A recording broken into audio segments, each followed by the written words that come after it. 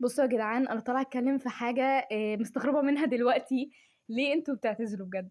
ليه المشاهير بتوع روبلوكس او مش المشاهير، انتوا ليه طالعين تعتذروا؟ ويا ريت السبب مقنع، يعني السبب المحتوى ضاع، المحتوى روبلوكس ضاع. يا جماعه مفيش حاجه اسمها محتوى ضاع، مفيش حاجه اسمها محتوى ضاع. مهما اللعبه اتحظرت، مهما اللعبه، مهما حصل، مفيش حاجه اسمها محتوى ضاع.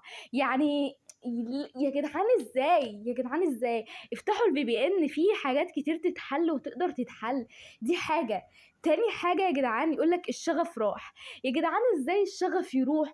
مثلا بكلام الناس الحلو اللي يعني مهما حصل، مثلا مهما انت بتتعب او مهما بتحس ان انت مش عارف انت تكمل في المحتوى، او الدعم وحش قوي، بس بتلاقي كلام الناس اللي بيكتبوا في الكومنتات هم قد ايه بيحبوا فيديوهاتك، وقد ايه فيديوهاتك بتضحكهم، قد ايه بيحبوا محتواك، قد ايه. يعني ازاي بجد تقدر ان انت تخذلهم كده بقرار اعتزالك او بقرار اعتزالك؟